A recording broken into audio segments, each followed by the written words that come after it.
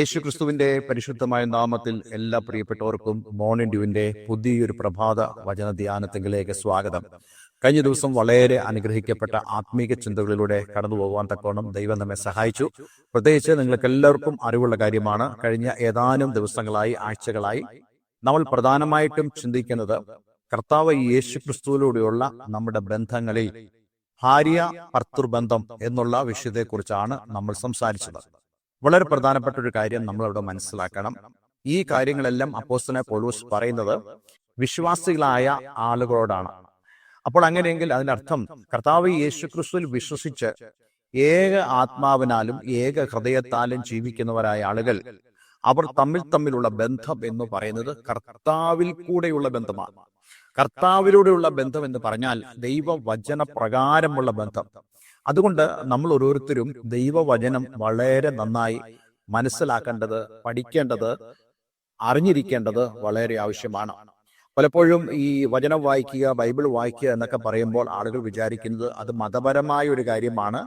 That is A burden for me, അതെനിക്കൊരു വലിയ ഭാരമുള്ള ഒരു വിഷയമാണ്. പക്ഷെ നമ്മൾ അങ്ങനെയല്ല അത് എടുക്കേണ്ടത്. കാരണം നമ്മളുടെ ബന്ധങ്ങൾ എല്ലാം തന്നെ, നമ്മുടെ പ്രവൃത്തികളാകട്ടെ, നമ്മുടെ ബന്ധങ്ങളാകട്ടെ, എല്ലാം തന്നെ വചനപ്രകാരമായിരിക്കണം. കാരണം നമ്മൾ ഏത് കാര്യം ചെയ്താലും കർത്താവിലാണ് നമ്മൾ ചെയ്യുന്നത്, യേശുക്രിസ്തുവിലൂടെയാണ് നമ്മൾ ചെയ്യുന്നത്. അതുകൊണ്ട് നമ്മൾ ഓരോരുത്തരും മനസ്സിലാക്കേണ്ടത് നമ്മളുടെ നിത്യജീവിതത്തിൽ വിശുദ്ധ വേദപുസ്തകത്തിനുള്ള പ്രാധാന്യം വളരെ വലുതാണ്. ഒരു മരുന്നിന് വചനം വായിക്കുന്ന പോലെ നമ്മൾ വായിക്കരുത്. മതപരമായ രീതിയിലല്ല നമ്മൾ വചനം വായിക്കേണ്ടത്. കാരണം നമ്മുടെ ജീവിതത്തിന്റെ അടിസ്ഥാനം ദൈവത്തിന്റെ വചനമാണ്. കർത്താവിലൂടെയുള്ള നമ്മുടെ ജീവിതത്തെ യാഥാർത്ഥ്യമാക്കുന്നത് ദൈവവചന അനുസൃതമായ ജീവിതത്തിലൂടെയാണ്. ഈ കഴിഞ്ഞ ദിവസങ്ങൾ നമ്മൾ എഫീസ് ലേഖനം 5-ാം അധ്യായമായിരുന്നു ചിന്തിച്ചത്. അവിടെ ഭാര്യ ഭർത്തൃ ബന്ധത്തെക്കുറിച്ച് അപ്പോസ്തലനായ പൗലോസ് വളരെ വ്യക്തമായി പറയുമ്പോൾ ഈ ഭാര്യയോടും ഭർത്താവിനോടും പറയുന്നത് നിങ്ങളുടെ ബന്ധം കർത്താവിലായിരിക്കണം. ഉദാഹരണത്തിന് ഭാര്യമാരോട് പറയുമ്പോൾ, ഭാര്യമാരെ നിങ്ങളുടെ ഭർത്താക്കന്മാർക്ക് കർത്താവിൽ നിങ്ങൾ കീഴ്പ്പെട്ടിരിക്കട്ടെ എന്നാണ് പറയുന്നത്. അതായത് നിങ്ങളുടെ റിലേഷൻഷിപ്പ് എന്ന് പറയുന്നത് കർത്താവിലായിരിക്കണം. ലോകത്ത് ദൈവമില്ലാത്തവരായ ആളുകൾ, കർത്താവ് യേശുക്രിസ്തുവിനെ അറിയാത്തതായ ആളുകൾ, വിശുദ്ധ വേദപുസ്തകം അറിയാത്തവരായ ആളുകളുടെ കുടുംബജീവിതമല്ല നമ്മുടെ കുടുംബജീവിതത്തിന്റെ മാതൃക എന്ന് നാം വളരെ വ്യക്തമായി മനസ്സിലാക്കണം. ദൈവവചനത്തിന് നിരക്കാത്തതായ കാര്യങ്ങൾ ഒരിക്കലും നമ്മുടെ കുടുംബ ബന്ധങ്ങളിൽ ഉണ്ടാകുവാനും പാടില്ല എന്നുള്ളതും ഈ നിമിഷം നമ്മുടെ ഹൃദയത്തിൽ നമ്മൾ സംഗ്രഹിക്കേണ്ടത് വളരെ ആവശ്യമാണ്.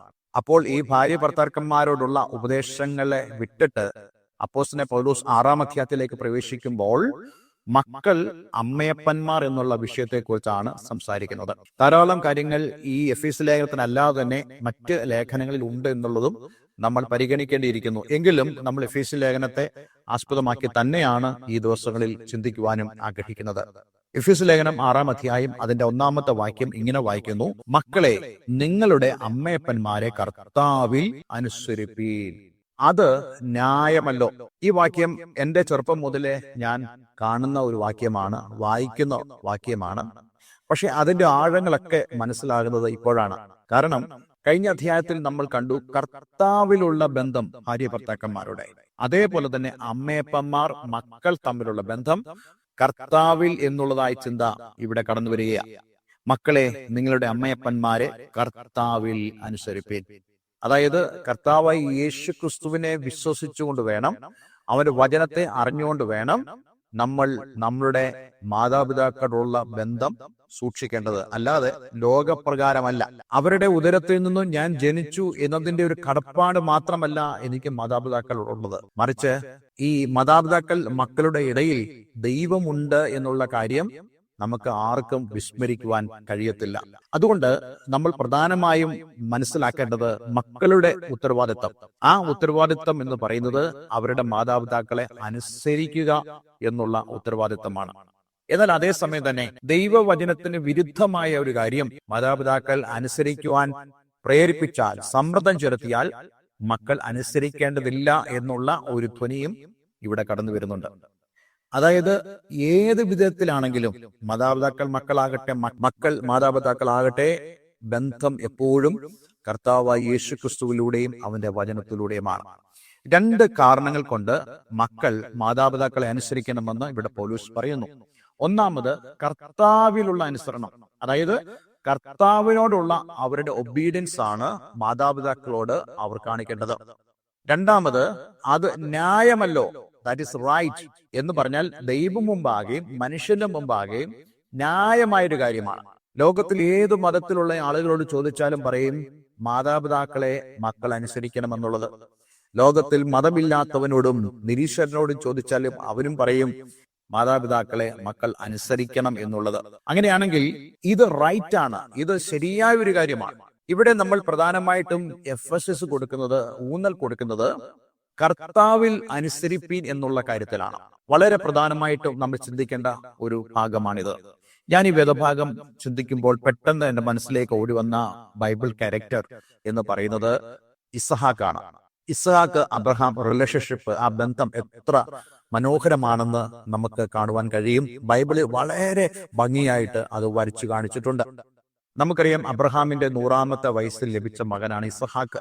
ദൈവം ആ വൃദ്ധ ദമ്പതികൾക്ക് നൽകിയതായ ഈ പൊന്നു മകൻ, അവൻ ദൈവത്തെയും മനുഷ്യനെയും അവന്റെ പ്രവൃത്തിയിലൂടെ പ്രസാദിപ്പിച്ചു എന്നുള്ളത് നമുക്ക് കാണുവാൻ കഴിയുന്നുണ്ട്. അതിൽ വളരെ പ്രധാനപ്പെട്ട കാര്യം എന്ന് പറയുന്നത്, ഞാൻ മനസ്സിലാക്കിയ ഒരു കാര്യം, അബ്രഹാം ദൈവത്തിന് മുമ്പാകെ എങ്ങനെയായിരുന്നു? ആ മകൻ ചെറുപ്പം മുതൽ അബ്രഹാമിനെ വാച്ച് ചെയ്യുന്നുണ്ട്. അതുപോലെ അമ്മയായ സാറായെ നല്ലവണ്ണം നിരീക്ഷിക്കുന്നുണ്ട്. അവൻ അതിൽ നിന്നും ഒരു കാര്യം മനസ്സിലായി, എന്റെ മാതാപിതാക്കൾ അവർ അനുസരിക്കുന്നത് ദൈവത്തെയാണ്. അവരുടെ ജീവിതത്തിൽ ദൈവം അബ്രഹാം അല്ലെങ്കിൽ ദൈവം സാറ എന്നുള്ള വിഷയം മാത്രമായിരുന്നില്ല. അബ്രഹാമിന്റെ വീട്ടിൽ ധാരാളം ദാസിദാസന്മാരുണ്ടായിരുന്നു, ധാരാളം സമ്പത്തുണ്ടായിരുന്നു. അതുപോലെ തന്നെ തങ്ങളുടെ സഹോദരങ്ങളായ ആളുകൾ അവരോടുകൂടെ ഉണ്ടായിരുന്നു. ഇതെല്ലാം തന്നെ ചെറുപ്പം മുതൽ കണ്ടും അനുഭവിച്ചും വളർന്നു വന്നവനായ ഇസഹാക്ക് തന്റെ പിതാവിൽ പ്രധാനമായി കണ്ടതായ ഒരു ഹൈലൈറ്റ്, ഒരു സവിശേഷത എന്ന് പറയുന്നത് അപ്പൻ ദൈവത്തെ അനുസരിക്കുന്നവനാണ് എന്നുള്ളതാണ്. അതിൽ യാതൊരു തർക്കവും ഇസഹാക്കിനില്ല. അതുകൊണ്ട് എന്താ സംഭവിച്ചത്? ഇസഹാക്ക് ഈ ദൈവത്തെ ഭയപ്പെട്ടു, അതായത് അബ്രഹാമിന്റെ ദൈവത്തെ ഇസഹാക്ക് ഭയപ്പെട്ടു. അതുകൊണ്ട് എന്ത് സംഭവിച്ചു? ആ ദൈവത്തെ ഭയപ്പെട്ടത് കൊണ്ട്, ആ ദൈവത്തിന്റെ വചനത്തിന് വില നൽകിക്കൊണ്ട്, തീർച്ചയായിട്ടും 10 കൽപ്പനകളിൽ പറയുന്നത് പോലെ അപ്പനെയും അമ്മയും ബഹുമാനിക്കുക എന്നുള്ളതായ ആ ദൈവിക കൽപ്പന ഗ്രഹിപ്പാൻ തക്കവണ്ണം ഈ ഇസഹാക്കിന് സാധിച്ചു. തീർച്ചയായിട്ടും മോശയ്ക്കാണ് ദൈവം കൽപ്പന കൊടുത്തത്. മോശയ്ക്ക് മുമ്പുള്ള വ്യക്തിയായിരുന്നു അബ്രഹാം. പക്ഷെ എന്നതുകൊണ്ട് പ്രമാണമല്ലാതായി മാറുന്നില്ല. ദൈവം എല്ലാവരുടെ മനസ്സാക്ഷിയിൽ ഈ പ്രമാണം എഴുതി ചേർത്തിട്ടുണ്ട്.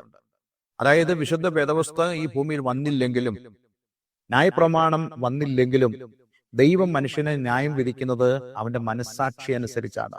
നമ്മൾ സാധാരണ മനസ്സാക്ഷിയുടെ കോടതി എന്നൊക്കെ പറയാറുണ്ട്. ഇത് ദൈവദാനമായി എല്ലാവരുടെ ഹൃദയത്തിൽ കൊടുത്തിരിക്കുന്ന കാര്യമാണ്. അതിനകത്ത് നൈസർഗികമായി തന്നെ ഈ മക്കളുടെ ഉള്ളിൽ മാതാപിതാക്കളെ അനുസരിക്കാനുള്ള ഒരു പ്രേരണ ദൈവം കൊടുത്തിട്ടുണ്ട്. അതാണ് ഇവിടെ പറയുന്നത്, അത് ന്യായമല്ലോ. അതുകൊണ്ടാണ് ദൈവം ഇല്ലാത്തവന് പോലും ഈ ന്യായങ്ങളെ അവൻ മനസ്സിലാക്കുന്നതും അറിയുന്നതും അത് സമ്മതിക്കുന്നതും.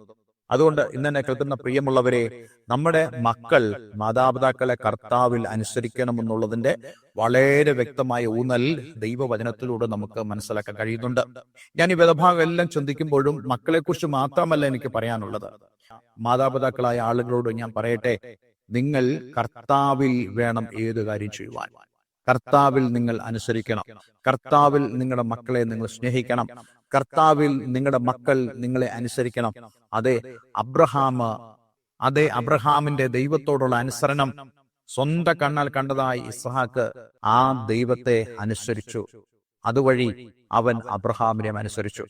ഈ ഇസ്ഹാക്കിന്റെ അനുസരണത്തിന്റെ അങ്ങേയറ്റം സമ്മിറ്റ് എന്ന് വേണമെങ്കിൽ നമുക്ക് പറയാം. എവിടെയാണ് കണ്ടത്? മോറിയ മലയിലാണ് കണ്ടത്. ഏതൊരു മകനും ഉണ്ടാകുന്ന പോലെ യാഗത്തിന് വേണ്ടി കടന്നു പോകുമ്പോൾ അവന്റെ ഉള്ളിൽ വന്നതായ ഒരു റീസണിങ് ഉണ്ട്. അപ്പ യാഗത്തിന് വിറകുണ്ട്, യാഗത്തിന് നമുക്ക് തീയുണ്ട്, നമ്മുടെ കയ്യിൽ എല്ലാം ഉണ്ട്. പക്ഷേ യാഗത്തിനുള്ള മൃഗം എവിടെ എന്ന് ചോദിക്കുമ്പോൾ ആ കൺഫ്യൂസ്ഡ് ആയുള്ള ക്വസ്റ്റ്യൻ ഇസഹാക്കിന് വലിയൊരു ക്വസ്റ്റ്യൻ മാർക്കാണത്. എന്നാൽ അബ്രഹാമിലുള്ളത് വിശ്വാസം മാത്രമാണ്. പക്ഷെ ആ വിശ്വാസത്തെ പോലും ചോദ്യം ചെയ്യത്തക്കവണ്ണം, ആ വിശ്വാസത്തെ മുറിക്കത്തക്കവണ്ണമുള്ള ഒരു ക്വസ്റ്റ്യൻ ആണ് ഇസഹാക്കിൽ നിന്നുണ്ടാകുന്നത്. അപ്പ യാഗത്തിന് ഇതൊക്കെ നമ്മുടെ കയ്യിലുണ്ട്. പക്ഷെ എവിടെയാണ് യാഗമൃഗം? വാസ്തവത്തിൽ അബ്രഹാമിനറിയാം ആ മൃഗം തന്റെ മകൻ തന്നെയാണ്. തന്റെ വാർദ്ധക്യത്തിൽ തനിക്ക് ലഭിച്ചതായ ഏകപുത്രൻ തന്നെയാണ് ആ മൃഗമെന്ന് അബ്രഹാമിന് നല്ല ബോധ്യമുണ്ട്. പക്ഷെ അത് പറയാതെ തന്നെ അബ്രഹാം വിശ്വാസമാണ് ഇസ്ഹാക്കിനോട് പറയുന്നത്. പലപ്പോഴും നമ്മൾ വിചാരിക്കും അബ്രഹാം കള്ളം പറയാണോ? ഇല്ല, അബ്രഹാം കള്ളമല്ല പറയുന്നത്. വിശ്വാസത്താൽ കാണുന്ന കാര്യം ഒരിക്കലും കള്ളമല്ല. വിശ്വാസത്താൽ കാണുന്നതായ കാര്യം യാഥാർത്ഥ്യമാണ്. കർത്താവിൽ വിശ്വസിച്ച്, കർത്താവ് അത് ചെയ്യാൻ സർവശക്തനാണെന്ന് വിശ്വസിച്ച് ഒരു വ്യക്തിയെ സംബന്ധിച്ചിടത്തോളം അവൻ പറയുന്നത് കള്ളമല്ല, അവൻ പറയുന്നത് ദൈവിക കാരണമാണ്. എന്താണ് ആ കാരണം? അബ്രഹാം പറയുന്നു, യഹോവ ജറേ, യഹോവ കരുതിയിട്ടുണ്ട്. That is a past tense. അത് ഒരു ഭൂതകാല ക്രിയയാണ്. താൻ പറയുന്നു, നമ്മൾ വീട്ടിൽ നിന്ന് ഇറങ്ങിയപ്പോൾ തന്നെ ദൈവം ആ മൃഗത്തെ കരുതിയിട്ടുണ്ട്. കൂടുതൽ ഇസ്ഹാക്ക് ചോദിക്കുകയാണെങ്കിൽ അവൻ ചോദിക്കുമായിരിക്കും, അപ്പൊ അത് എങ്ങനെയുള്ള മൃഗമാണ്? അപ്പൻ ആ മൃഗത്തെ കണ്ടിട്ടുണ്ടോ? അബ്രഹാമിന് പറയാനുള്ളത്, ദൈവം ഏത് ചെയ്താലും in his time he make everything beautiful. ഇന്ന് നിങ്ങൾക്കത് ചിന്തിക്കുവാൻ കഴിയുന്നുണ്ടോ? നിങ്ങൾക്കത് വിശ്വസിക്കാൻ കഴിയുന്നുണ്ടോ? ഒരുപക്ഷെ നിങ്ങളുടെ ഉള്ളിൽ ധാരാളം കൺഫ്യൂഷൻ ഉണ്ടാകാം, ധാരാളം വിഷയങ്ങളെക്കുറിച്ച് നിങ്ങൾക്ക് ആശങ്കകൾ ഉണ്ടാകാം. നിങ്ങളുടെ മക്കളെക്കുറിച്ച്, അവരുടെ ഭാവിയെക്കുറിച്ച്, നിങ്ങളുടെ ജീവിതത്തെക്കുറിച്ച്, നിങ്ങളുടെ വിദ്യാഭ്യാസത്തെക്കുറിച്ച്, നിങ്ങളുടെ ഫാമിലി ലൈഫിനെ കുറിച്ചൊക്കെ നിങ്ങൾക്ക് ധാരാളം ആശങ്കകൾ ഉണ്ടാകാം. പക്ഷെ കർത്താവിൽ വിശ്വസിക്കുകയും കർത്താവിനോട് പ്രാർത്ഥിക്കുകയും ദൈവവചനപ്രകാരം ജീവിക്കുകയും ചെയ്യുന്ന ഒരു ദൈവത്തിനെ സംബന്ധിച്ചിടത്തോളം അവൻ പറയുന്നത്, അവന്റെ സമയത്ത്, ദൈവം തന്റെ സമയത്ത് എല്ലാം ഭംഗിയായി നിർവഹിക്കും. ഇന്ന് വരെ ദൈവം അങ്ങനെ ചെയ്തിട്ടുള്ളൂ. എല്ലാ ദിവസവും സൃഷ്ടി ചെയ്തിട്ട് ദൈവം പറയുന്നു നല്ലത് എന്ന് ദൈവം കണ്ടു. It is good, it is beautiful. That means ദൈവം എല്ലാം ചെയ്തത് ഭംഗിയായിട്ടാണ്. ഇന്ന് ഒരു ദൂത് ഞാൻ നിങ്ങളോട് പറയാൻ ആഗ്രഹിക്കുന്നു. നിനക്ക് വേണ്ടി ദൈവം, നീ ദൈവത്തോട് പ്രാർത്ഥിക്കുന്ന ദൈവവൈതലാണെങ്കിൽ, ദൈവസന്നിധിയിൽ ദൈവത്തെ അനുസരിക്കുന്ന, ദൈവവചനപ്രകാരം ജീവിക്കുന്ന ഒരു വ്യക്തിയാണെങ്കിൽ, ഞാൻ നിങ്ങളോട് പറയട്ടെ, നിങ്ങളുടെ ജീവിതത്തിൽ നിങ്ങൾ വിചാരിക്കുന്നതിലും അപ്പുറം, നിങ്ങൾ ചിന്തിക്കുന്നതിലും അപ്പുറം, നിങ്ങൾ ഭാവന കാണുന്നതിലും അപ്പുറം, ഇന്ന് എന്താണോ നിങ്ങളുടെ മുമ്പിൽ റിയാലിറ്റി, അതിനപ്പുറം ദൈവം നിനക്ക് വേണ്ടി ചെയ്യുമെന്ന് ഇന്ന് ദൈവത്തിന്റെ പരിശുദ്ധാത്മാവ് ഈ ദിവസം, ഒരുപക്ഷെ പ്രഭാതമായിരിക്കാം, ഉച്ചയായിരിക്കാം, വൈകുന്നേരമായിരിക്കാം, ഈ നിമിഷം ദൈവം നിങ്ങളോട് പറയാ, അതെ, തീർച്ചയായിട്ടും ഒരത്ഭുതം ദൈവം നിനക്ക് വേണ്ടി ചെയ്യും. ഈ വചനത്തോടെ എത്ര പേർക്ക് യേശു പറയാൻ സാധിക്കും? അബ്രഹാം വിശ്വാസത്തോടെ തന്റെ മകനോട് പറയുന്നു. അബ്രഹാമിന്റെ ഉള്ളിൽ ധാരാളം ചോദ്യങ്ങളുണ്ട്, പക്ഷെ വിശ്വാസമാണ് അതിനെല്ലാം കവർ ചെയ്യുന്നത്. നമ്മുടെ ഉള്ളിൽ ധാരാളം സംഘർഷങ്ങളും ധാരാളം സംശയങ്ങളും ധാരാളം ആശങ്കകളും കാണാം.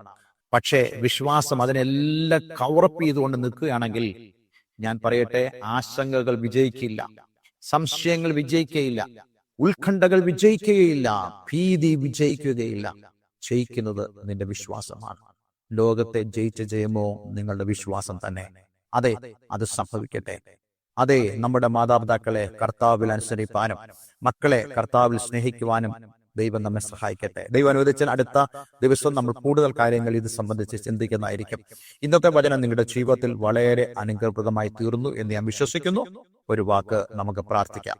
സ്വർഗീയ പിതാവേ, ഇന്ന് ഞങ്ങളെ കേൾപ്പിച്ച വളരെ അനുഗ്രഹിക്കപ്പെട്ട സന്ദേശത്തിനായി സ്തോത്രം. മക്കൾ മാതാപിതാക്കളെ അനുസരിക്കേണ്ടതിന്റെ പ്രാധാന്യം, ദൈവവചനം മനസ്സിലാക്കേണ്ടതിന്റെയും കർത്താവിലൂടെയുള്ള ഞങ്ങളുടെ ബന്ധങ്ങളുടെയും പ്രാധാന്യം വളരെ ശക്തമായി അങ്ങ് ഞങ്ങളെ കൽപ്പിച്ചതിനായി ഞങ്ങൾ നന്ദി പറയുന്നു. കർത്താവെ, ഈ വചനം കേൾക്കുന്ന ഏവരെയും, മക്കളാണെങ്കിൽ അവരെ നീ അനുഗ്രഹിക്കണം. അവരുടെ മാതാപിതാക്കളെ അനുസരിപ്പാൻ തക്കവണ്ണം ദൈവത്തോടുള്ള അനുസരണവും ദൈവഭയവും അവരുടെ ജീവിതത്തിൽ ഉണ്ടാകണമേ. മാതാപിതാക്കൾക്ക് തങ്ങളുടെ മാതാപിതാക്കളെയും അതുപോലെ തങ്ങളുടെ മക്കളെയും കർത്താവിൽ സ്നേഹിപ്പാൻ തക്കവണ്ണം ഇടയാക്കണമെന്ന് പ്രാർത്ഥിക്കുന്നു. പ്രാർത്ഥന കേട്ടതിന് നന്ദി. യേശു ക്രിസ്തുവിൻ നാമത്തിൽ തന്നെ. ആമേൻ, ആമേൻ. ഇന്നത്തെ വചനധ്യാനം നിങ്ങളുടെ ജീവിതത്തിൽ വളരെ അനുഗ്രഹപ്രദമായി തീർന്നു എന്ന് ഞാൻ വിശ്വസിക്കുന്നു. ഈ സ്ക്രീനിൽ കാണുന്ന ഫോൺ നമ്പറുകളിൽ നിങ്ങൾക്ക് ഞങ്ങളെ വിളിക്കാവുന്നതാണ്. ആത്മീയമായ കൂട്ടായ്മകൾക്കും നിങ്ങൾക്ക് ബന്ധപ്പെടുവാൻ സാധിക്കും. തീർച്ചയായിട്ടും ഞാൻ നിങ്ങളെ സെർവ് ചെയ്യുവാൻ, ശുശ്രൂഷിക്കുവാൻ സന്നദ്ധനാണ്. എല്ലാവരും ദൈവം അനുഗ്രഹിക്കട്ടെ. God bless you all.